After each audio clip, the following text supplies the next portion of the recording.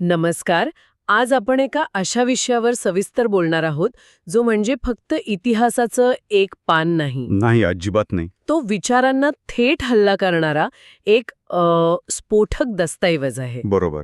विषय आहे शहीद भगतसिंग यांनी तुरुंगात लिहिलेला निबंध मी नास्तिक का आहे. हो. आणि याचा जो संदर्भ आहे ना, तोच याला अधिक धारदार बनवतो. म्हणजे हा काही शांतपणे अभ्यासिकेत बसून लिहिलेला एखादा तात्विक निबंध नाहीये. हो, फाशीची शिक्षा समोर दिसत असताना एका 23 वर्षांच्या तरुणाने स्वतःच्या आत डोकावून जगासमोर ठेवलेला हा एक प्रामाणिक कबुली जबाब आहे. आणि म्हणूनच आज आपण भगतसिंग यांच्या शौर्याबद्दल किंवा त्यांच्या बलिदानाबद्दल नाही बोलणार आहोत. नाही. त्या पलीकडे जाऊन त्यांच्या धारदार बुद्धीचा आणि त्यांच्या वैचारिक प्रवासाचा शोध घेणार आहोत. अगदी. एका कट्टर श्रद्धाळू तरुणाचा एका दृढनिश्चय नास्तिकात झालेला हा बदल तो कसा घडला. चला या प्रवासाचा मागोवा घेऊया. नक्कीच. आणि याची सुरुवातच एका वैयक्तिक आरोपाने होते, जी खूपच रंजक आहे. हो, निबंधाच्या सुरुवातीलाच भगतसिंग त्यांच्यावर झालेल्या एका टीकेला उत्तर देतात. त्यांच्या काही मित्रांना आणि टीकाकारांना वाटत होतं की प्रसिद्धीमुळे आलेला एक पोकळ अहंकार, ज्याला इंग्रजीत व्हॅनिटी म्हणतात. हो, व्हॅनिटी. त्यामुळे भगतसिंग नास्तिक बनले आहेत. हो. आणि ते हा आरोप टाळत नाहीत, ते थेट त्याला भिडतात. इथेच त्यांची वैचारिक स्पष्टता आपल्याला दिसते. काय म्हणतात ते? ते म्हणतात, थांबा, आधी गर्व म्हणजे प्राईड आणि घमेंड म्हणजे व्हॅनिटी या दोन शब्दांमधला फरक समजून घ्या. अच्छा. गर्व तुम्हाला तुमच्या विचारांचा असू शकतो, तुमच्या ध्येयाचा असू शकतो, तो एक पाया असतो. पण घमेंड तो एक पोकळ फुगवटा असतो. आणि मग ते जो प्रतिवाद करतात तो तर पूर्णपणे अनपेक्षित आहे. हो ना. ते म्हणतात की खरा घमंडी माणूस कधीच नास्तिक होऊ शकत नाही. हे ऐकूनच धक्का बसतो. बरोबर.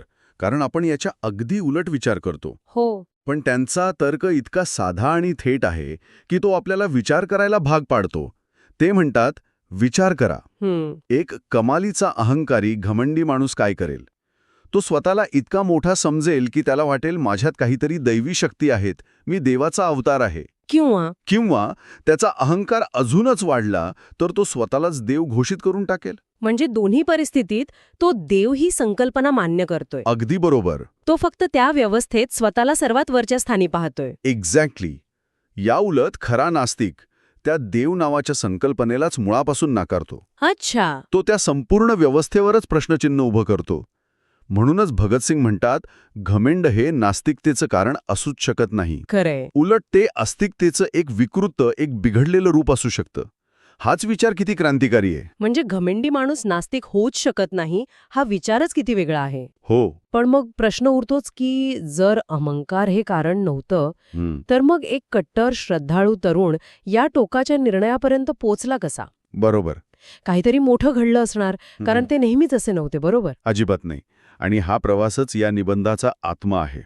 ते प्रामाणिकपणे सांगतात की त्यांच्या घरात धार्मिक वातावरण होतं. वडील किशन सिंग आर्य समाजी होते, पण ते कट्टर नव्हते. अच्छा. ते मुलांच्या विचारांना स्वातंत्र्य द्यायचे. याच वातावरणात भगतसिंग मोठे झाले. हे ऐकून आश्चर्य वाटतं, कारण आपण भगतसिंगांना एक बंडखोर म्हणूनच ओळखतो. हो. मग त्यांच्या तरुणपणी या सगळ्या क्रांतीच्या आधी त्यांची देवावर श्रद्धा होती का, की ते सुरुवातीपासूनच थोडे संशयवादी होते. प्रचंड श्रद्धा होती. ते स्वतःच लिहितात की लाहोरच्या DAV कॉलेजमध्ये असताना ते कट्टर आस्तिक होते. इतके? हो. ते तासांतास गायत्री मंत्राचा जप करायचे. रोज सकाळी आणि संध्याकाळी न चुकता प्रार्थना करायचे. बापरे. इतकंच नाही तर शीख धर्माच्या रिवाजाप्रमाणे त्यांनी लांब केस आणि दाढीही वाढविली होती. त्यांची श्रद्धा पूर्णपणे अतूट होती. मग हा बदल कुठून सुरू झाला. एका टोकापासून दुसऱ्या टोकापर्यंतचा हा प्रवास, याचं वळण कुठे आलं. हे वळण आलं जेव्हा ते पूर्णपणे क्रांतिकारी चळवळीत उतरले. ओके. ते मोठ्या अपेक्षेने आले होते की इथे सगळेच बंडखोर विचारांचे लोक भेटतील, जे प्रत्येक प्रस्थापित गोष्टीला आव्हान देतील. पण तसं नव्हतं. नाही. तिथे त्यांना जी चित्र दिसलं ते त्यांच्या कल्पनांच्या अगदी विरुद्ध होतं. त्यांना धक्काच बसला. म्हणजे काय दिसलं त्यांना. त्यांना दिसलं की अनेक मोठे आदरणीय क्रांतिकारक नेते ज्यांना ते आदर्श मानत होते ते प्रचंड देवभक्त होते. अच्छा. उदाहरणार्थ सचिंद्रनाथ सन्याल. त्यांचं बंदी जीवन हे पुस्तक त्या काळात क्रांतिकारकांची गीता मानलं जायचं. हो. भगतसिंग म्हणतात ते पुस्तक गूढवादाने आणि देवाच्या स्तुतीने ओतप्रोत भरलेलं आहे. अरे. काकोरीकटातील रामप्रसाद बिस्मिल, राजन लाहिरी सारखे महान क्रांतिकारक ते फासावर जातानाही प्रार्थना आणि श्लोक म्हणत होते. हा तो मोठाच विरोधाभास आहे की नाही? एका बाजूला तुम्ही ब्रिटिश सत्तेसारख्या एका शक्तिशाली व्यवस्थेला उलथवून टाकायला निघाला आहात, हो, पण त्याच वेळी दुसऱ्या बाजूला तुम्ही देवासारख्या एका पारंपरिक प्रस्थापित शक्तीचा आधार घेता आहात. बरोबर. हाच गोंधळ त्यांच्या मनात सुरू झाला असावा. नेमका हाच. त्यांना हा दुटप्पीपणा खटकू लागला. ते म्हणतात की देवाचं अस्तित्व नाकारण्याचा विचारही तेव्हा क्रांतिकारी पक्षात कुणाच्या मनात नव्हता. याच काळात ते स्वतःच्या भूमिकेचं वर्णन रोमॅन्टिक क्रांतिकारी असं करतात. रोमॅन्टिक क्रांतिकारी याचा नेमका अर्थ काय होतो? याचा अर्थ ज्याच्याकडे देशासाठी मरण्याची, त्याग करण्याची प्रचंड इच्छा आहे, शौर्य आहे. हो. पण या सगळ्या भावनांच्या मागे एक ठोस वैचारिक पाया नाही. क्रांती का करायची हे माहिती आहे. पण पुढे काय? बरोबर. पण क्रांतीनंतर नक्की कोणती समाजव्यवस्था आणायची, तिचं स्वरूप काय असेल याचा सखोल अभ्यास नाही. फक्त एक भावनिक ओढ आहे. आणि या भावनिक अवस्थेतून ते बाहेर कसे पडले, इथूनच त्यांच्या विचारांना एक निर्णायक कलाटणी मिळाली असं दिसतंय. हो. आणि ही कलाटणी आली एका गरजेतून. गरजेतून? हो. जेव्हा पक्षाची जबाबदारी त्यांच्या खांद्यावर आली, तेव्हा त्यांच्या लक्षात आलं की क्रांतीसाठी केवळ भावना आणि शौर्य पुरेसं नाही. अच्छा. आपल्या प्रत्येक कृतीला, प्रत्येक घोषणेला विचारांचं आणि अभ्यासाचं भक्कम अधिष्ठान हवं. आणि इथेच तो प्रसिद्ध विचार त्यांच्या मनात पक्का झाला. कोणता? विरोधकांच्या युक्तिवादांना सामोरे जाण्यासाठी अभ्यास करा. वाह. म्हणजे study to counter the arguments of your opponents. हे एकच वाक्य त्यांच्या संपूर्ण विचारांना कलाटणी देणारं ठरलं. हो.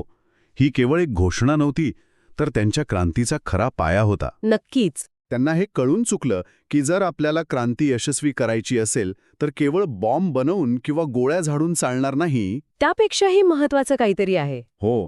त्यापेक्षाही जास्त महत्वाचं आहे ते म्हणजे विचारांची निर्मिती करणं.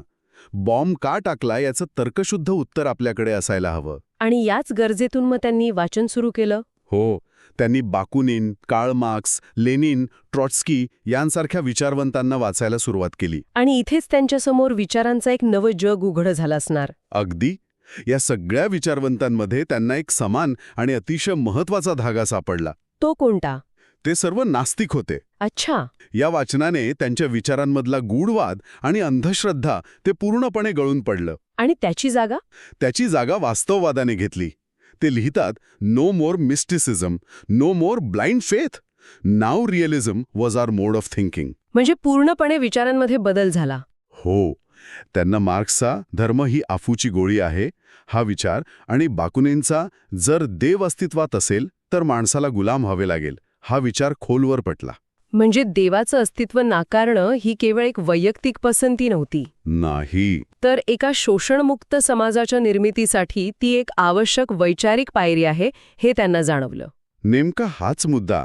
आणि या सगळ्या वैचारिक मंथनातून 1926च्या अखेरीच म्हणजे वयाच्या अवघ्या 19व्या वर्षी, फक्त 19व्या वर्षी, हो, ते एका ठाम निष्कर्षावर पोहोचले की या जगाला निर्माण करणारी, त्याला मार्गदर्शन करणारी आणि नियंत्रित करणारी कोणतीही सर्वशक्तिमान शक्ती अस्तित्वात नाही. आणि तेव्हापासूनच. हो. आणि इथून पुढे त्यांनी स्वतःला उघडपणे नास्तिक म्हणावायला सुरुवात केली. पण विचारांची घोषणा करणं एक वेळ सोपं असतं. त्या विचारांवर संकटाच्या काळात टिकून राहणं ही खरी कसोटी असते, नाही का? हो. शांततेच्या काळात आपण जी तत्व अभिमानाने मिरवतो ती वादळाच्या तडाख्यात टिकतात का हा खरा प्रश्न असतो. बरोबर. आणि ते वादळ लवकरच त्यांच्या आयुष्यात आलं. मे 1927 मध्ये त्यांना अटक झाली. अच्छा. आणि पोलिसांनी त्यांना तुरुंगात प्रार्थना करायला सांगितलं. ही त्यांच्या नास्तिकतेची पहिली आणि खरी अग्निपरीक्षा होती. अशा वेळी मनात संघर्ष तर झालाच असेल. प्रचंड. ते खूप प्रामाणिकपणे कबूल करतात की देवावर विश्वास ठेवल्यास कठीण काळ सोपा जातो, एक भावनिक आधार मिळतो. हो, एक सांत्वना मिळतं. अगदी. पण नास्तिकासाठी असा कोणताही आधार नसतो. त्याला स्वतःच्याच तर्काच्या पायावर उभं राहावं लागतं. आणि हे काही सोपं काम नाही. खरंय. ते स्वतः लिहितात, it is not a child's play to stand firm on your feet amid storm and strong winds. म्हणजे वादळ वाऱ्यात स्वतःच्या पायावर ठाम उभं राहणं हा काही लहान मुलांचा खेळ नाही. नाही. आणि ते या परीक्षेत उत्तीर्ण झाले. पूर्णपणे.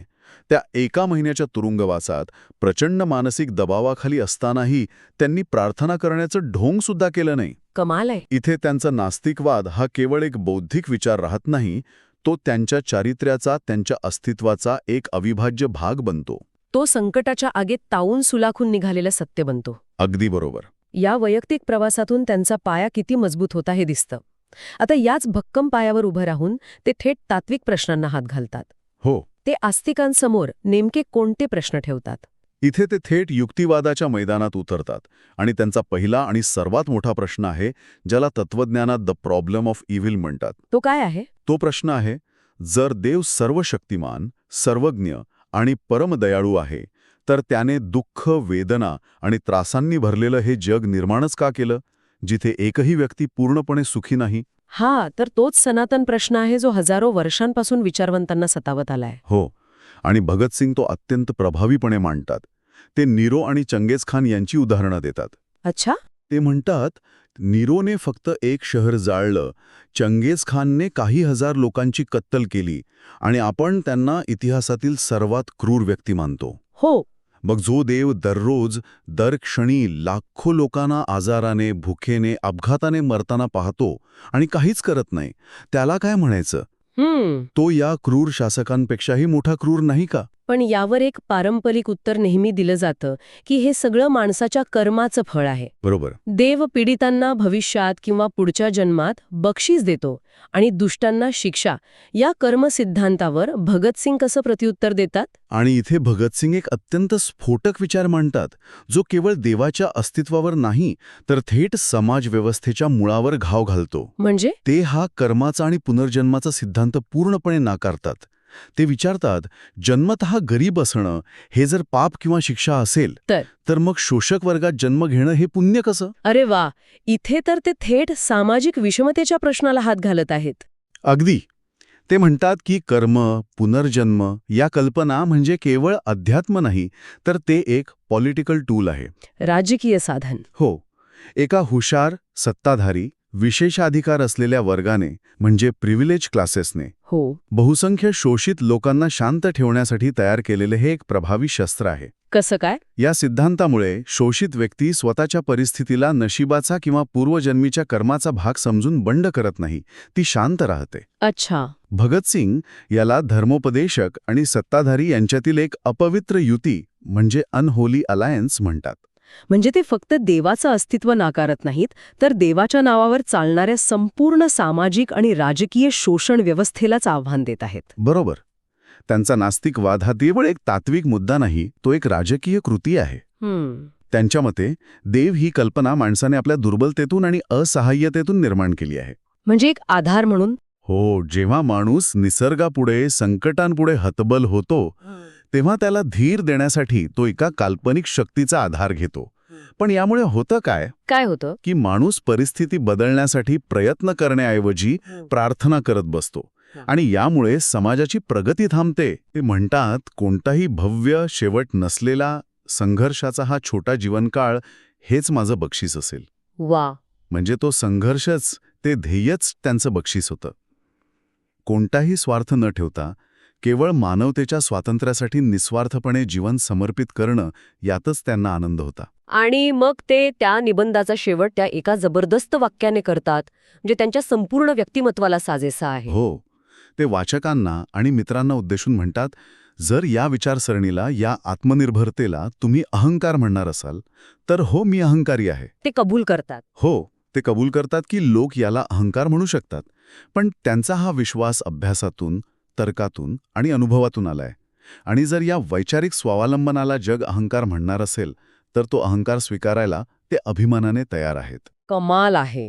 म्हणजे भगतसिंग यांनी ज्याप्रमाणे अभ्यास आणि तर्काच्या आधारावर आपल्या आयुष्यातील सर्वात मूलभूत श्रद्धा बदलून टाकली, हा विचार मनात येतो की आपल्या आयुष्यात अशा कोणत्या गोष्टी आहेत ज्यांना आपण डोळे झाकून सत्य मानतो. बरोबर. भगतसिंगांप्रमाणे त्या गोष्टींना तर्काच्या कसोटीवर घासून बघण्याची हिंमत आपण दाखवू शकतो का? हा प्रश्न नक्कीच विचार करण्यासारखा आहे.